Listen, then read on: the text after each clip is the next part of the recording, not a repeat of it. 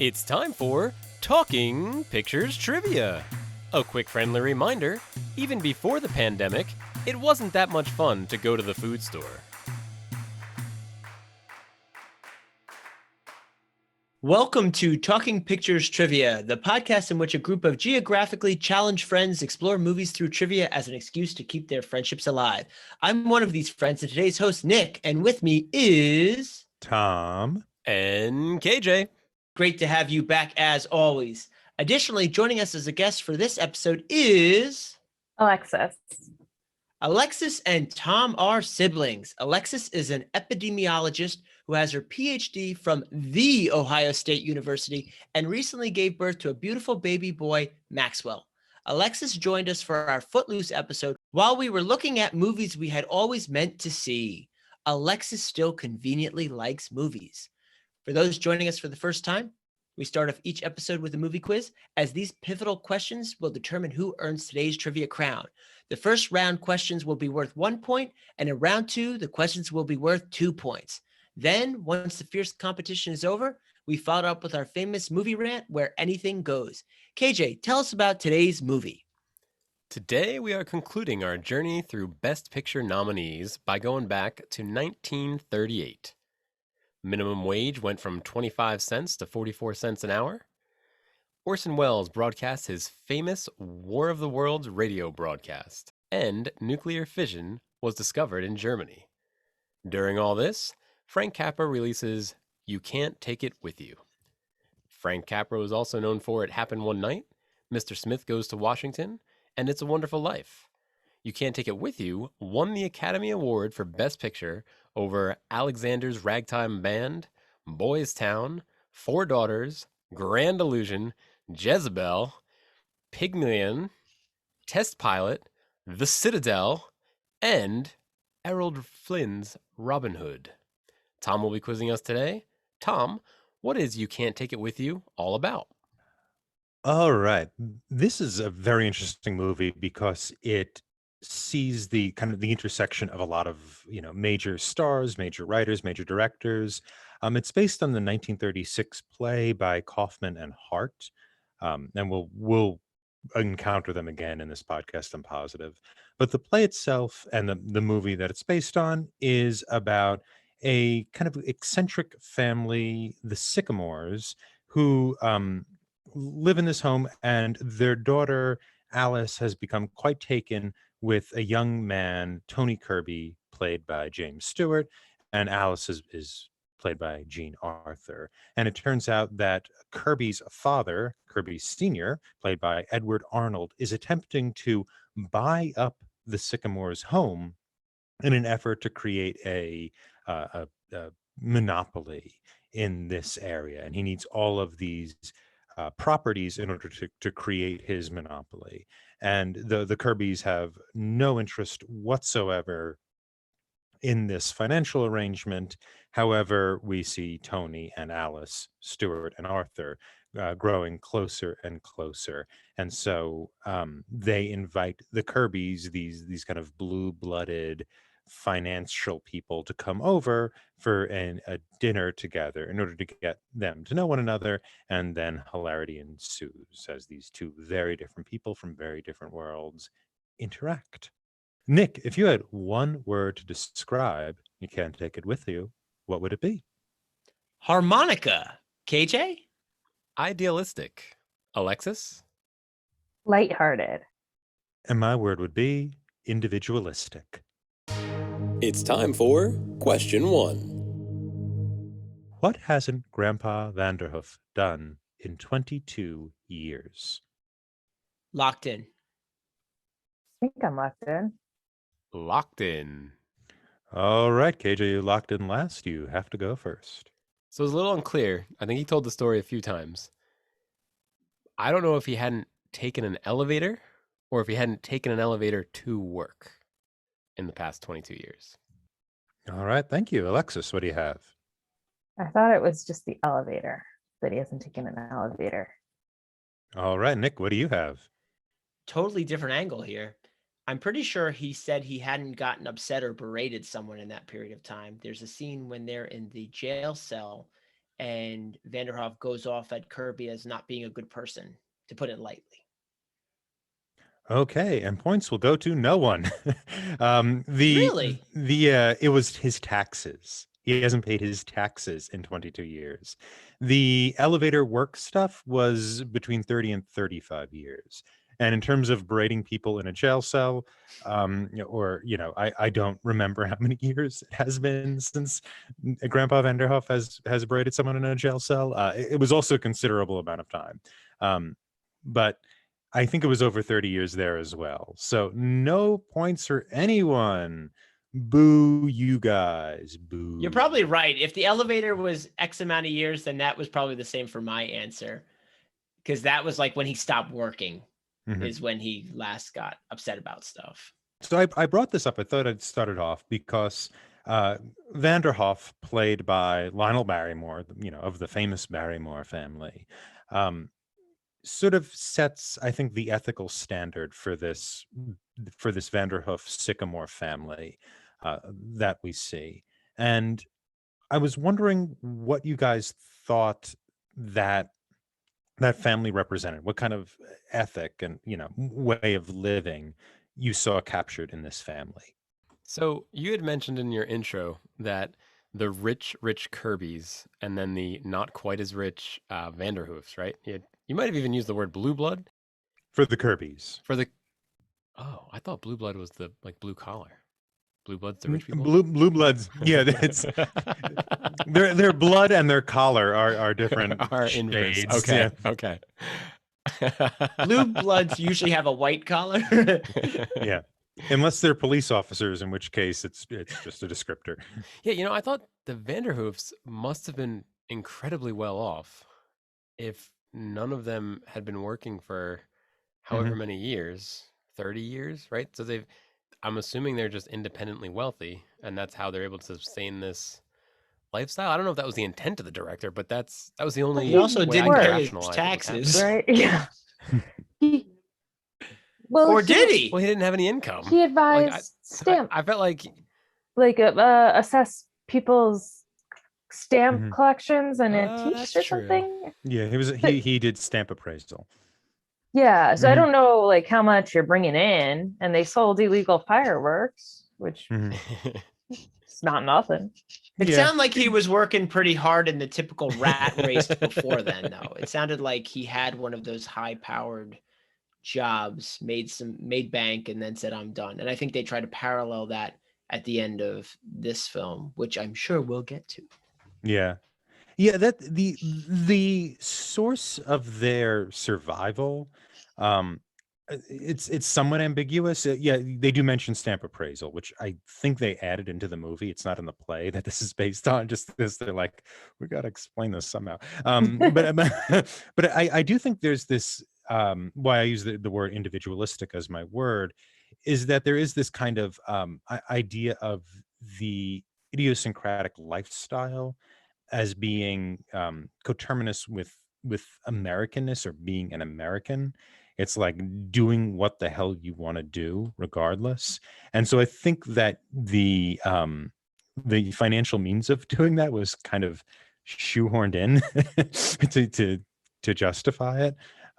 But yeah, I think what was more important was this idea of the independence of the family without maybe necessarily the recognition that type of independence usually requires a little bit of bank. Talking about independence, even in their area, we're at least given more information that they're independently wealthy compared to their peers. And the reason I say this is when Kirby starts buying up all the neighborhood, everyone is being evicted from their properties because they're tenants, whereas the Vanderhoffs actually own their property. So that is a little bit of a distinguishing feature of their status in their community. And talking about their status in the community, I thought it was interesting that he's not just grandpa of the family, he's grandpa of the whole area.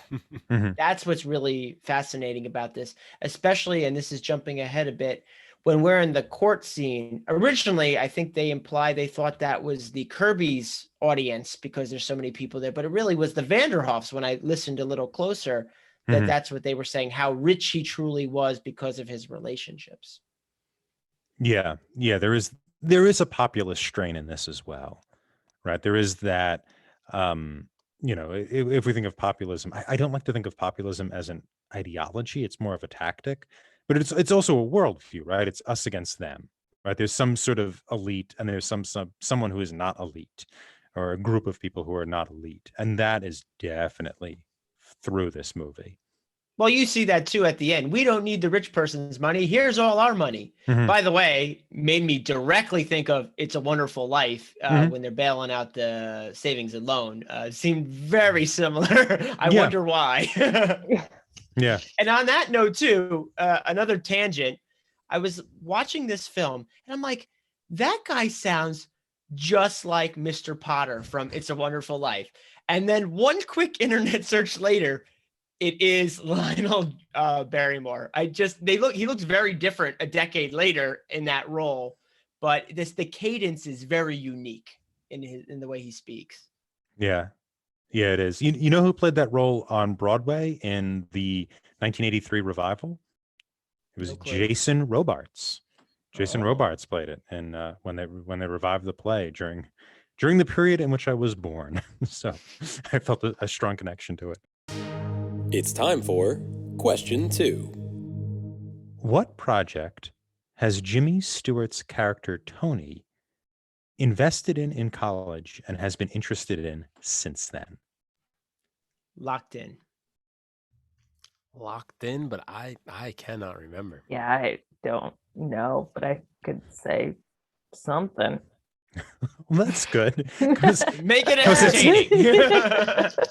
it's your turn, so it'd be helpful if you said something. I know his mom's interested in the occult, so maybe he was doing something with her in the occult.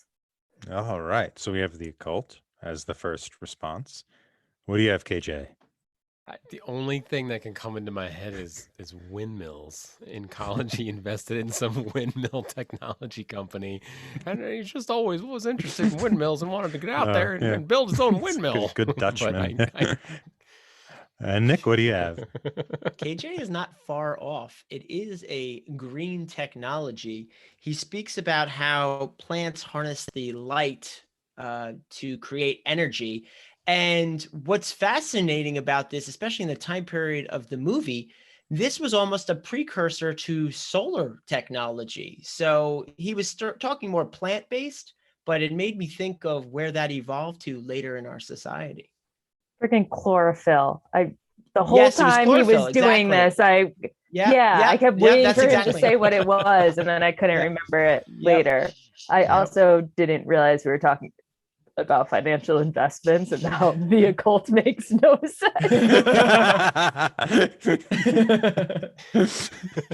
It's Scientology. It's proto-Scientology. And yes, Nick does get the points. Nick did record or remember the right answer. And I found that scene really fascinating. Just because it is, I think, part of this idea of the individual and individualism, the concept more broadly, is that this isn't necessarily just a kind of rant against, against people with money or kind of entrepreneurial spirit. There is kind of a love for the love of something, right? Be it the harmonica that Kirby and Vanderhoof play at the end, or or what have you, or dance like the sister engages in, who's like a 15-year-old Ann Miller, by the way, which is kind of shocking. But I was wondering what you guys thought of this idea of kind of investing in or engaging in something you love or just can't live without. Yeah, this is the typical follow your passion versus what's going to make you a ton of money. So that's really the angle. And that tends to draw people. I'm generalizing, but a lot of the people are drawn to the arts, do follow it for a passion, not necessarily for the financial benefit. We, of course, see those in society who are at the top of that making a lot of money, but there's tons of people that are doing it just because they couldn't envision themselves doing anything else. Yeah, it's interesting. Artists and entrepreneurs have very similar makeup. They're very similar people. It also ties him to the Vanderhoofs, right? Because that's what the Vanderhoofs do. They are in their house doing what they love, whether it's writing plays, making fireworks. So, in a lot of ways, what he's saying is, Hmm. I want to do what the Vanderhoofs are doing. So it also then makes him a good match for Alice, and Hmm. we like him and Yeah, yeah, exactly. It these situates kinds of him things. as being possibly one of them, right? He could maybe be one of them. I just like how bad the Vanderhoofs are at everything they do. I mean, they're just like a really good example for following your passion regardless of money, because none of them are making money at it. You know, like no one is paying her sister to dance or the brother-in-law to play xylophone. This is just a pure passion project. No one's paying them yet. Ever, Nick. Ever. I try to be the eternal optimist. Yeah, there is this kind of this idea of loving something or whatever that's going on here. I liked how that was kind of divorced from banking, which is an interesting thing, that it wasn't this kind of that this idea of following your passion uh it wasn't collectivist in the way it was framed, right? I mean, this idea of being away from the money powers or financial powers was not framed in this kind of collectivist view. It was framed as an individualistic thing. And we can think of those like banking scenes where there's a bunch of people who are Kirby's first name, the banker's first name is AP. It's the initials of his first two names, and it's a lot of it's these kind of like faceless men running up to him and going, "Hey, AP, what about this? Hey, AP, come on and down, come over here." Um, that type of thing. We see echoes of this later in Citizen Kane, when we're learning about Kane in those initial opening scenes, and they go into like the vault where Kane's diary is, and it's this giant, imposing space that seems kind of non-human. This movie isn't quite doing that expressionistic thing, but I think it is doing the dehumanizing thing when you're in the banking space.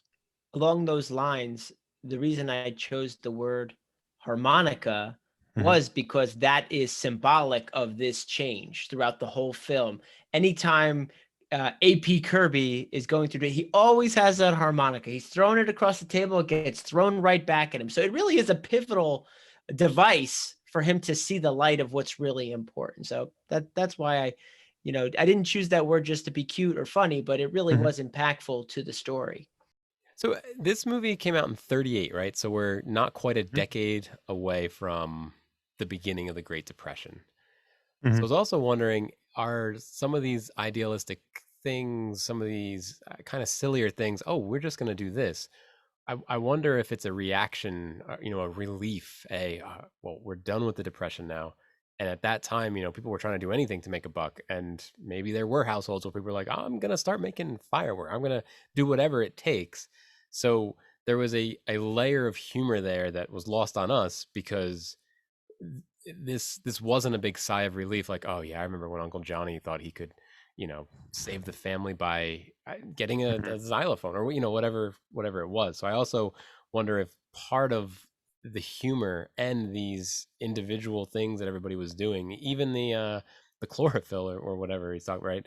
Mhm. Maybe there was people like, oh, I have $15 and I can just go invest it in this thing and then save the times. So I also wonder if there was either humor there or just um, a cultural thing that we're not privy to. Well, I would say movies in the 30s, the response to the Depression, typically with American movies, was to show the good life. That's typically what you did because it's the one entertainment people can afford to do. Even poor people still went to the movies. So then I'm And saying this is post depression, right? This would be after that. This is the response no, to this is still. I mean, if it's 38, you're in the I mean, still. employment is double digit in 38. Oh wow. Okay. You have kind of a double you. The depression is thought of as one thing. It's really kind of two because um, you have the stock market crash, which really isn't depression. You then have a period in the early 30s, and then I think in 36 to 40, 41, there's kind of a second wave of it. Don't quote me on the actual dates. I can but- actually Mhm. share a little bit on this, All right. being a man of business. Oh, okay.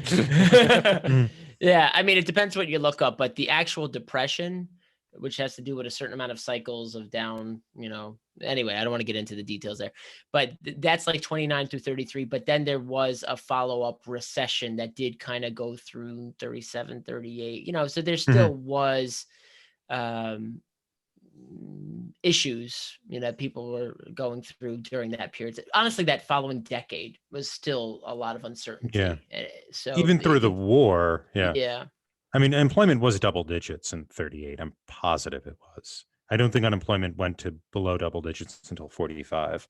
But anyway, so like with movies, the response almost is always let's show Ritz, right? Let's escape. And it's a good point to bring up. I think the humor here is in the fact that these eccentric people don't have the same worries, right? And I think that when the Kirbys come in, you have this kind of high comedy. High comedy is comedy about upper class people. You could think of Sex and the City as a modern high comedy in the sense that it's about these upper class women, but these high comedy elements coming into kind of farcical situations, and that's where a lot of the pleasure comes out of it. And it's also against the idea of these kind of blue bloods having dominance, right? Because it's these blue bloods who are credited with causing the depression, and we could argue whether or not that's true. I don't really think it is, but you then have this kind of eccentric group of people who can be individualistic and do what they want to do, are not desperate, right? That's the fantasy there. They're not desperate, and they're not desperate even though they have the chance of marrying into incredible wealth, right? That to me, I think, is the fantasy.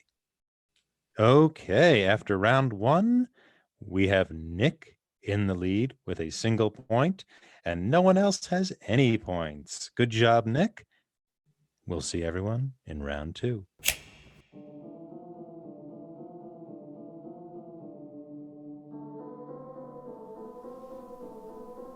Mr. Gray here, with another edition of Morally Gray.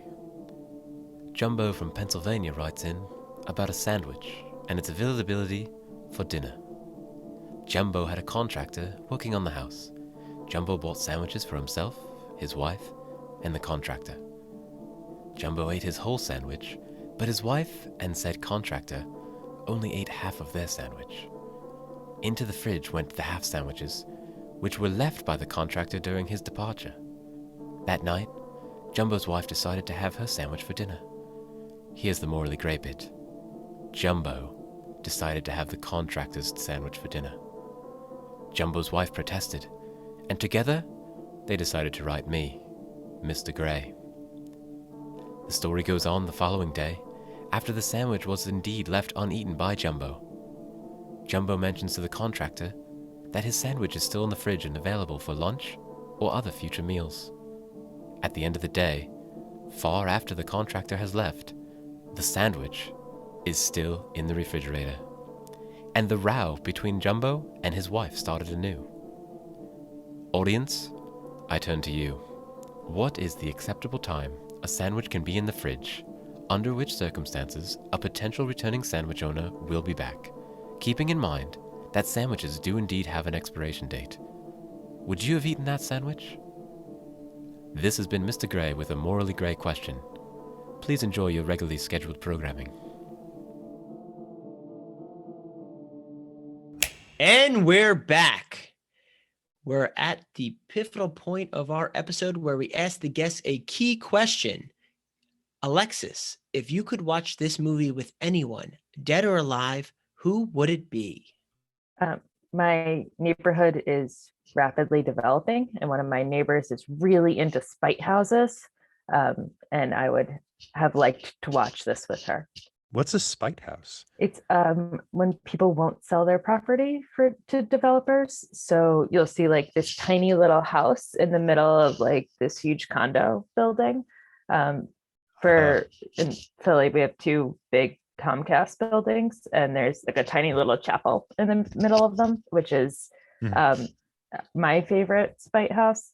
But there's a new one kind of around the corner from me where a little like corner store wouldn't sell. So they're developing this huge, like 170 unit condo project with just this like tiny old corner store in the middle of it. It looks wild, but he just wouldn't sell it. I got to go on the Philly Spite House tour. That I mean, I think there's something here. Yeah, I think she's putting it together. She really points out a lot of them to me. It's fun. We kind of had that in my family. There was the house my Aunt Jeannie lives in. It used to be a duplex in Brooklyn. And there's a big apartment building. They cut half the duplex, but they didn't sell their half of the duplex. So you have this big apartment building next to her half of a duplex. So I guess that counts as a spite building or a spite house. Yeah. Spite house. Spite half place. Yeah. Well, they were like side by side, attached houses. I guess they weren't that spiteful. Only a little bit. Well, they only own that thing? side. Another family. Family owned the we other. We gotta take this deal, not the whole deal. No, they were two houses attached. They owned one, somebody else owned the other. I got you. I was just thinking like a half spite house. They just cut off the first top half. It's the disgruntled house. That's. I'm picturing two side by side, and then the guy in up does his umbrella, or the guy in up does his balloons, and the other half just is being dragged with Where are we going? I think I've helped with the visual here, right? It's just chopped in half. It's time for question 3. In the last act of the movie, taking place in a courtroom, the judge loses control over his court. What causes him to lose control? Locked in. Locked in. All right. Everybody seems so confident, but we'll have to go with KJ first. He was using that gavel quite a bit, to be honest. But when it stopped working, I think was when the press came in. I think when the press finally broke through, I think that was when things went haywire. The press? Okay, the press. Alexis, what do you have? I thought it was when Kirby was going to pay, was going to pay the fine for the Van Hoof. Is that their name? Mm-hmm. Vanderhoofs. The Vanderhoofs or the Sycamore. I thought when Kirby was going to pay the fine for them, and then the neighbors started chipping in and saying they would raise the fine money. All right, Nick, what do you have? It was when the reporters barged in because they just wanted to take one flash, and then it went crazy. And then the wife fainted and a whole scene. Okay. So I'm on the edge here. I'm going to give points to Alexis, even though I think that's not technically correct. What? That's when it goes crazy. Nepotism. No, They can't contain it. People faint. They got to drag people out. What really does it is when Alice admits in public that the Kirbys were there not to buy the property, but to see her family, to see if they would be a good match for her son, if she would be a good match for their son. That's when she yells it out, and then that's when everybody starts screaming and yelling. However, I can't argue with that. Yeah. However, there is a moment. Catalyst. Yeah, and that's when the judge is banging, and he eventually just kind of gives up. He lets the hammer go. However, there is a moment when they gather the money together. However, I'd say the judge still controls the court. He hasn't lost control yet until that scene. He actually contributes to the fund, which again was like, It's a Wonderful Life when they're Yeah. collecting money. Yeah. Even the guy who was the banker put in Mhm. money. So sorry, it jumped out at me. Yeah, in the it's movie. a Capra. It's a theme through Capra's movie. So I'm going to give Alexis 1 point just because you got close, but it's not really correct. But whatever, it'll make it more interesting. More correct than us. I got it. So I think, Nick, what you're bringing up is one of the reasons why I wanted to bring this scene up, which is this kind of Capra staple, which is the common people working together, right, to do something, or this kind of populist attitude, right, the common people against the wealthy people. In this scene, Kirby, the banker, wants to pay the fine. The family we like, the Sycamore family, is being fined for having illegal fireworks. It's $100. Kirby decides he's going to volunteer to pay it. However, the courtroom, which is just filled with seemingly hundreds of people, this is the largest courtroom in the world, apparently. It looks like a giant stadium, but it's just filled with people, and they all say, "Oh no, you don't dare pay the fine," and they gather money and give it to the judge. And then when Alice tells off the Kirbys, she tells them, you just came here to see if I was good enough for your son. Well, he's not good enough for me. And then everybody starts applauding and celebrating. I was wondering, the press barges in. Yeah. And the press also barges in. Thank you, Nick. You did really this is well, for me, Nick. and KJ and I. But thank you. I was wondering what you guys thought of this scene, this kind of real, kind of populist energy that comes in, and I was wondering what you thought of that in either contrast with or agreement with the kind of Sycamore individualistic thing that's going on in earlier scenes. So the first thing I did when I saw this is I looked up how much $100 would be today, just to get a of course, scale. Yeah. What did we get to? It's a little less than $2,000. Oh, that's for. So this dude that's not paying income taxes and is assessing stamps and is living in one of the nicest houses I've ever seen, I think, right? With all these people, they're eating great. They have 2 servants. I don't even know the right kind word. of. Yeah.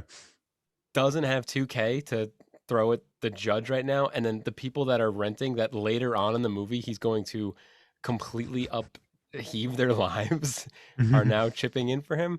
I thought it was a very nice moment, but it just didn't feel appropriate. I don't know. It felt like the other Frank Capra movies, which is fine, but didn't do it for me. Yeah, I also agree. I am not a big It's a Wonderful Life fan. I find this movie more to my liking than It's a Wonderful Life, but I find the sentimentality in It's a Wonderful Life a little cloying. I like It's a Wonderful Life, but I had no experience with any of his other works. And that was so much later that I didn't realize he was just using the same type of formula in multiple scenes. Heck, he's using the same actors. Okay. We're just going to retell this story with a slightly different premise, but same underlying themes. So, what's the movie? It's a World War II movie that has a similar title to It's a Wonderful Life. I don't know. World War II movie? Not a good when was it tangent. made, roughly? We watched it in it's in Italian. Okay, we're getting deep here. Roberto Bellini's movie. Yes. Oh, It's a Beautiful Life, I think. Maybe Yeah. Life is Beautiful. Life is Beautiful. Mm-hmm. I mix that up with A Wonderful Life a lot. Which is a very, very different movie.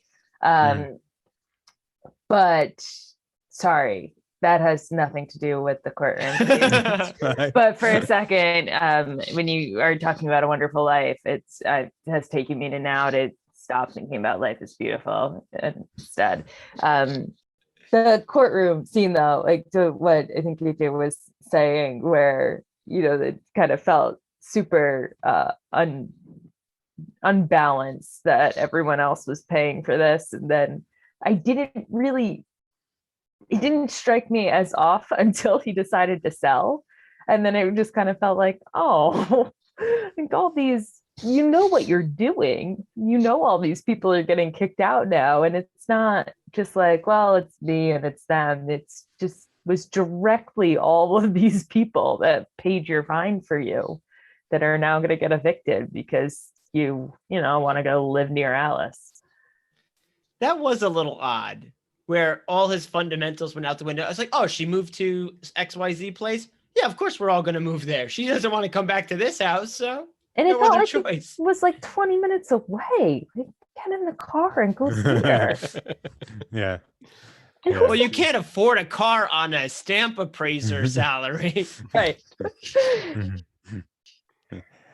Yeah, or rent it out, something, man. I mean, and who, you know, it's also the quickest home sale I've ever seen. Mhm. Just got on the phone and was like, well, we can only get 25 now. All right, well, pack up.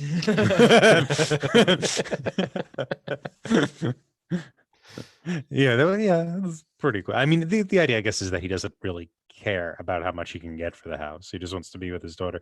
But yeah, there is this. Yeah, that's a good point. There is a sort of like, so now everybody has to leave because you have to. You want to be a little closer to Alice. You know who.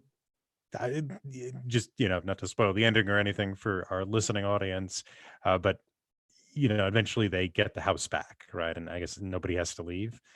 But yeah, I mean that's a good point. I think the idea of the scene, though, the sort of kind of the populism of the scene is something that kind of goes through Capra. And what's interesting about it is it doesn't feel to me particularly collectivist.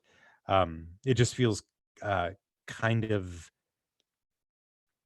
it feels like the attitude of people who don't want to be reliant, right?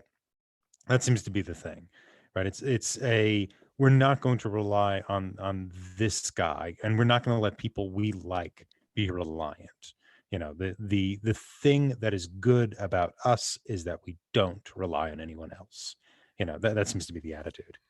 Yeah, it was very much the opposite of The Englishman Who Went Up a Hill and Came Down a Mountain, where I forget the bartender's name now. Oh boy, that was The a few weeks goat. ago. The goat, where the Mhm. goat's like, you don't want to Morgan be the the only goat. one not contributing. Mhm. Right? That's not what this felt like at all. It did not feel like anybody was being guilted or pressured into this. It was Mhm. like you're saying, Tom. No, this is something I want to do as an individual. Yeah. We're not doing this necessarily as a community, but as individuals. At the same point, they're all relying on him. Yeah. Like the entire community is just relying on him to not sell his house. Mhm. Yeah. Yeah, I guess it's that's true. It's like they're all relying on him, but there is this kind of authority that has come in, an external authority that's come in and kind of upended them. Without that, without that kind of bullying power, it doesn't matter. But I mean, it is a good point, yeah, that we that they are kind of forced to rely on him because of circumstance. I think not because of anything the Vanderhoofs or Sycamores have done. It's time for question 4. All right, moving into our last question. There is a tie right now between Nick and Alexis at 1 point. This last question is worth 2 points, so it really could be anyone's game. Now, the original question I had planned had actually been covered in this episode, so we are going to be moving into the bonus question. Harmonica. Okay, so Nick locks in harmonica. I was saying that was probably the original question. No, it wasn't. The actual question was, what does Grandpa still get paid doing? Oh. So, Okay. yeah. But anyway, here we go. What set off the fireworks? And I'll be more specific. In the scene when the police come to arrest them, what set off the fireworks? Locked in. Locked in. Locked in. I'm sorry, Nick. You locked in last. You have to go first. They were rushing everyone out of the house, and one of them was already lit, and they forced them to go away. So that's what set them all off. Okay. And Alexis, I think you locked in second. Yeah, I thought Poppins. I wasn't sure if it was a firework or something else, but I thought Poppins said a fuse is lit, and they wouldn't let him go back down to put it out. KJ, what do you have? Oh, well, now I'm nervous because my answer's a little different. I thought it was Alice's dad had a pipe down there and he wanted to get his pipe back, but the police wouldn't let him get his pipe. So the pipe eventually set off the fireworks. Alice's dad's pipe. That's exactly correct. Alice's dad's Woo. pipe. Alice's dad, Paul, set off the fireworks. He was begging the police to let him back down there to get his pipe, and ba-boom, it did not work. And so that gives KJ 2 Whoa! points. A late episode steal here. Yeah, there we go. So KJ comes out with 2 points, and yeah, that's it. Very good. Congratulations, KJ. You can take that with you. Oh. I would say drop your mic, but it's anchored to your desk. I was going to give you extra kudos, but now I rescind any thoughts I had of it. My arrogance ruined whatever. It's time for Movie Rant. What I found kind of fascinating about this movie, even though I think we all have maybe a little suspicion about its quality. I like this movie. And I know, Nick, you liked it a lot. Yeah, I did enjoy this film. I thought it was witty and fun. Yeah. And it's a lot of that's like Kaufman and Hart. They're just great playwrights. I'd recommend getting a copy of their plays, or we're going to see Kaufman's Dinner at 8. It's a collaboration he did with Edna Ferber, which we're going to be watching next season. So, you'll run into him again. But one of the reasons I picked this is I wanted to kind of answer the question, what is Capra's vision of America in this? And I thought that would be an interesting question to bring in an Oscar episode, because the Oscars are this American way, or an American attempt of making movies legitimate. Movies were never considered legitimate in the silent era, and even in the early sound era, the way they were legitimate art, the way they were in Europe. Like you see movies like by Fritz Lang and Victor Sjöström. Those were like considered art, and these people were working kind of in a theater tradition. The kind of California movie scene was not considered that, and the Oscars were an attempt to make it that, right? Make movies art. And I think that attempt to make an American art via the Oscars and Capra's vision of what America is, they intersect in an interesting way. And I was wondering what people thought his vision of America is.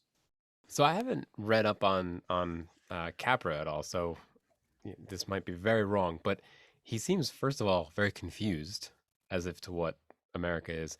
And then if I didn't know any better, I would have thought this wasn't an American director making a movie, because it feels like either an idealistic America or what somebody from outside of America thinks America is. Oh, there's bankers and there's these like rich families that are richer than most people, but they're the poor people, but I guess they're the rich people.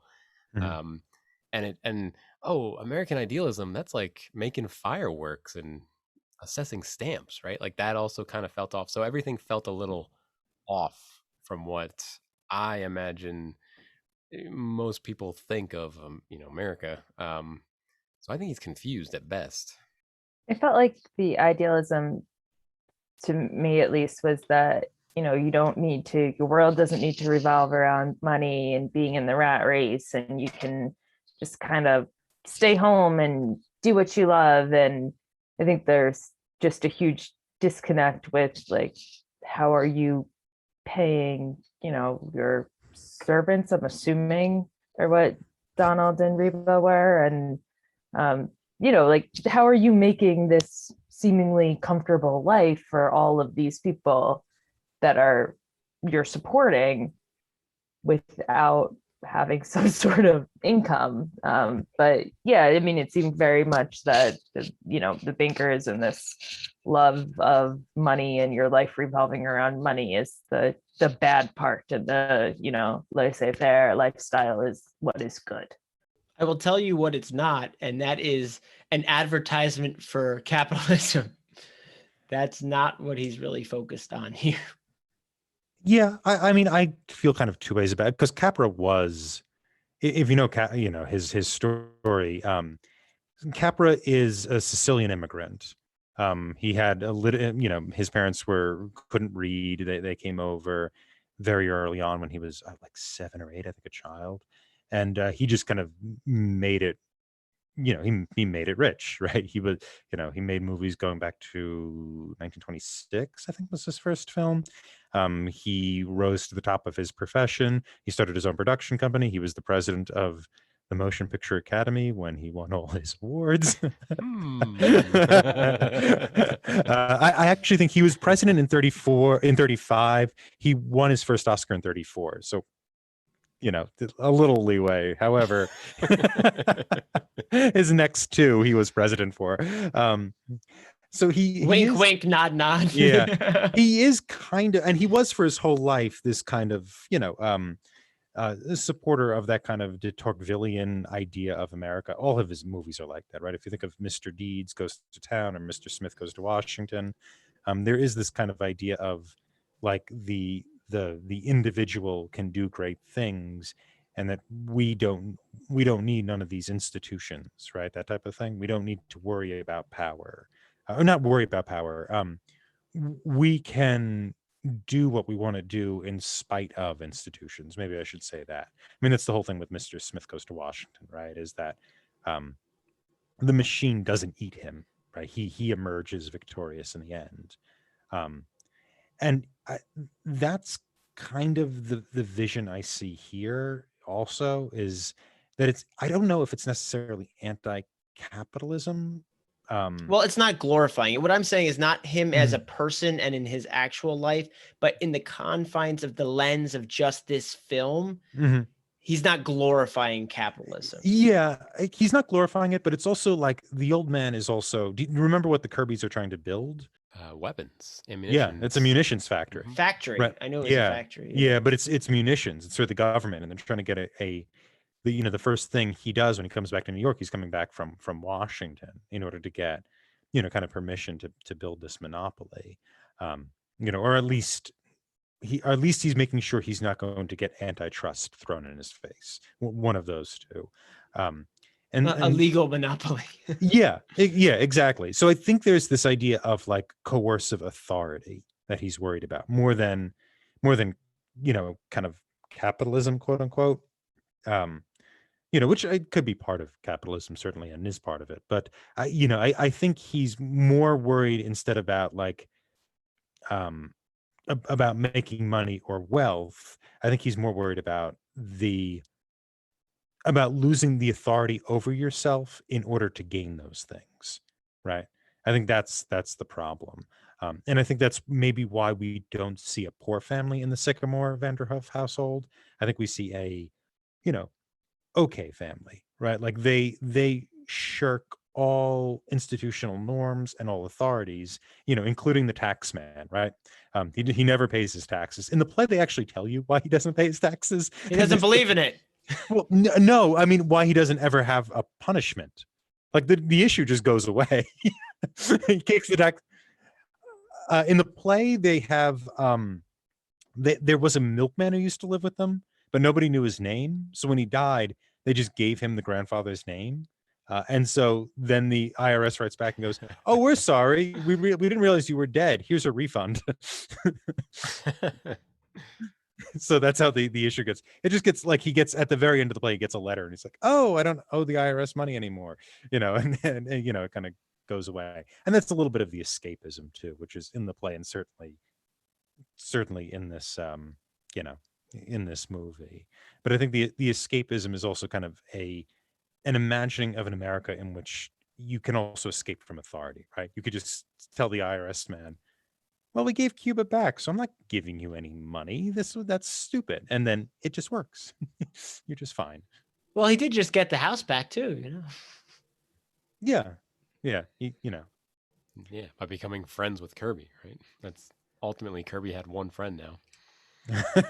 Because they can play harmonicas together. That's right. Mm-hmm. Yeah. Another thing I want to talk about too is as these actors. A lot of them, I'll admit, I am not the biggest Lionel Barrymore fan.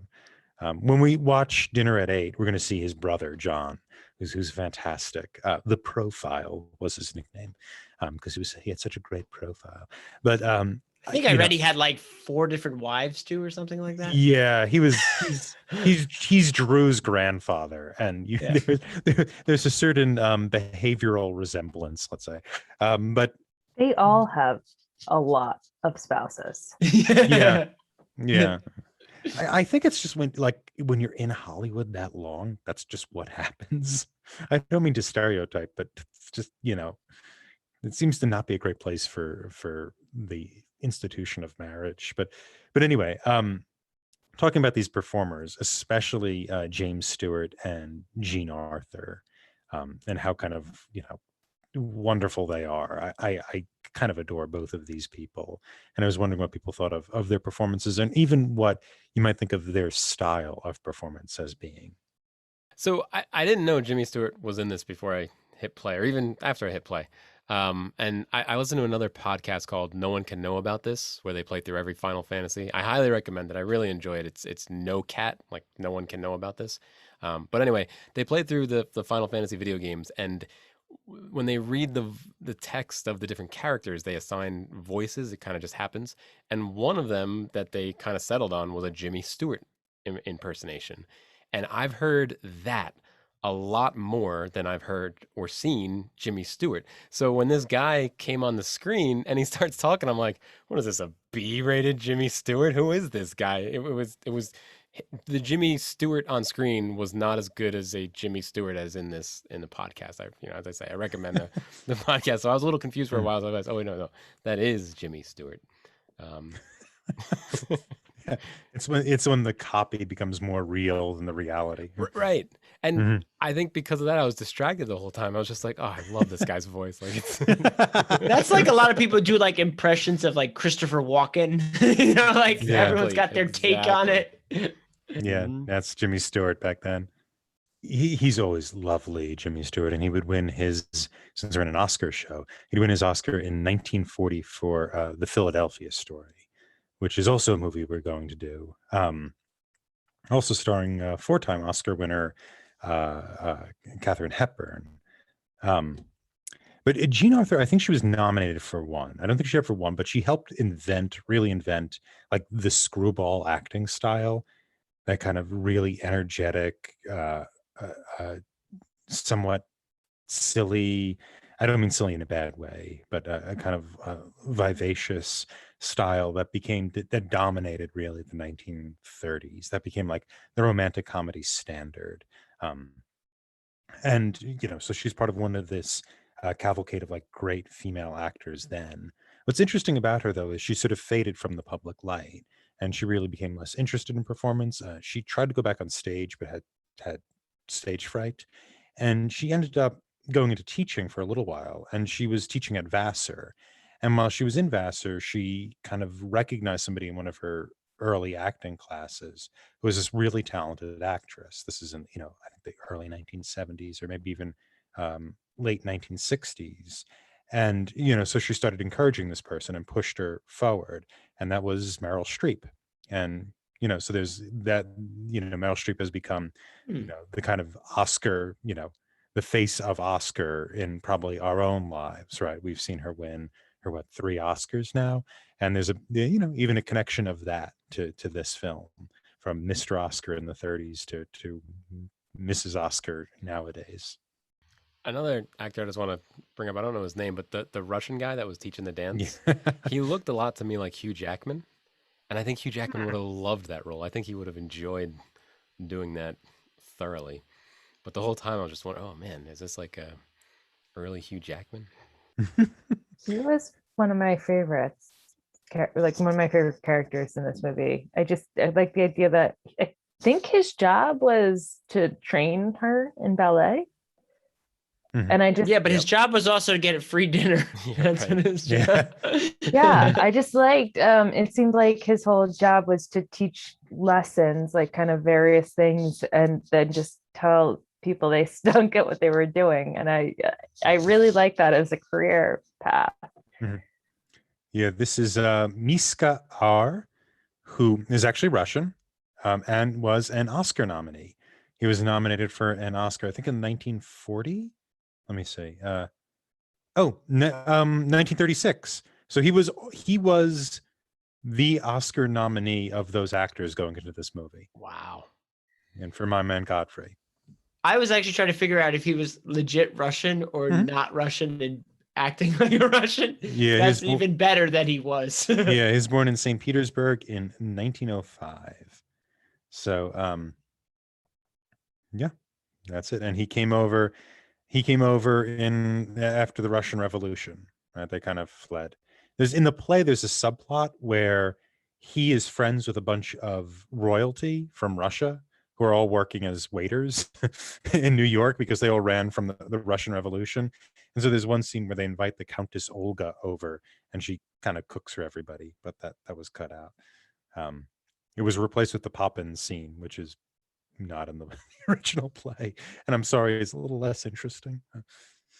Mr. Poppins is very cute, but he's not really as funny as a kind of aged Russian woman in silks trying to cook. How long was the play? Play's very quick. The play is shorter than the movie. I think the play seems, I mean, I've only read it, but the play feels shorter than the movie. I read really fast too. Thomas, it's based on how fast you read. No. I wasn't I hit timing play it. on the movie and I started page 1. I got to do it fast. Done. I was doing the Jimmy Stewart impression in my head and everything. It's still No, just on page length. I've read enough of these things. I think it's shorter in terms of runtime. Yeah, it's a little bit different. It's a little funnier.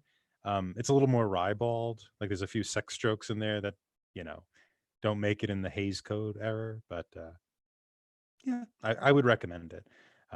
And Kaufman and Hart, this was one of 3 plays they wrote together. They also wrote The Man Who Came to Dinner, which has made it into a very successful film. And they wrote another play called Once in a Lifetime about early Hollywood, which is really funny. I think it's actually their best play, even though it's not, I don't think it's ever been filmed. So I have a little bit of trivia here for Talking Pictures Trivia. We don't always trivia, but do trivia. Yeah, trivia. So I read the IMDb, and one of the things it said on IMDb, which I think anybody could submit to, it said You Can't Take It With You is the shortest movie that won Best Picture that begins with a Y. Okay, so a lot of qualifiers there, but right, the shortest movie, won Best Picture, starts with a Y. So I looked through the list of pictures that won Best Movie and tried to find the ones that started with the Y. I could only find one. Yankee Doodle Dandy, 1942. I've not seen it, but I looked up the runtime. I'll do some checking on this.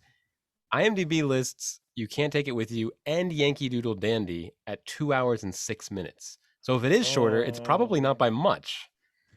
But there's your trivia for the evening. Yeah. I'm gonna just take their word for it. That's getting very specific. Yeah, I picked this one just because it's so Oscar-y, right? It's just true. I wanted to do something that was kind of traditionally Oscar-y, and I think it's also in its themes it makes sense as an Oscar winner, right? Like I think in what it's celebrating and what Oscar is trying to do, they kind of connect, and it's also like Capra is the most awarded Oscar winner up to that point. He's like the first Mr. Oscar. Jimmy Stewart is kind of he only won one, but he's a bulwark of the classical era. And it's also like Kaufman is such a great playwright, and he was involved in so much other kind of great films that kind of came out of his plays. And you also have like the studio system declaring itself like with the Oscars. They're like, we matter, and then we're sticking to like Columbia is it's interesting because it's so like it's so entrepreneurial, the studios, and it's so like we don't belong and we're going to do our own thing. Like it's just like the bunch of people from like Belarus and Russia and like Eastern Europe who just like go buy up penny arcades and do whatever they like what's his name? I think Gary Cohen is like or the Coens, I think they were like the one non-Jewish immigrant group to create a studio. But if you think of like MGM, like Mayer started out life as a scrap metal worker, Like he would go around the streets, I think of Montreal, and just like gather metal and sell it. Like that's how this guy, started his life. And he pawned his wife's wedding ring in order to be able to buy up Birth of a Nation, because he thought that was going to be a big hit, and he was right. So it's just really kind of interesting. That's sort of like, we're just screw it, we're just going to do our own thing attitude. This idea of like Oscars being like, yeah, we're a bunch of kind of like people who other people in America thought of as kind of like dirty immigrants. It's like, yeah, we're a bunch of dirty immigrants, but now we're going to be artists, like we're going to make up an award ceremony that declares us as artists.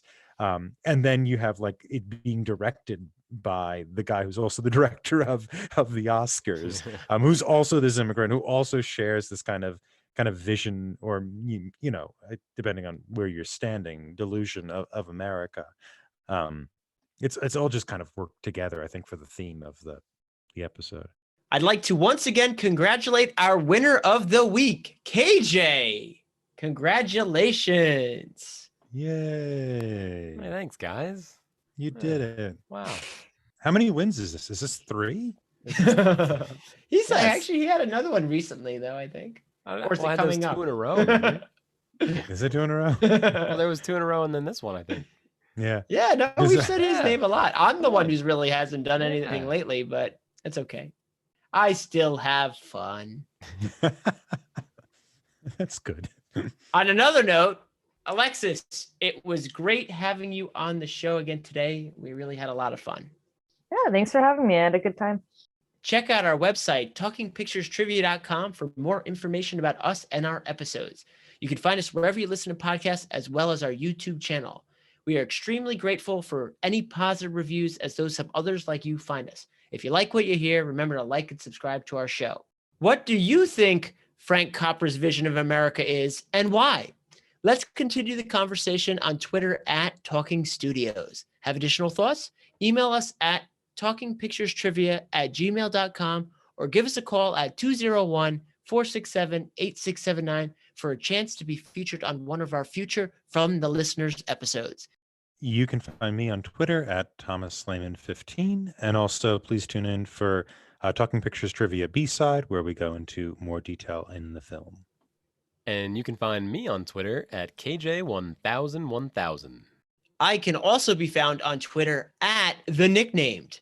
Join us next time when we discuss Nick's, which is my recommendation from 1971, THX 1138, with Patrick Kottner from the George Lucas Talk Show. Should be a fun one. Talk to you then. Ding, ding, ding, ding, ding.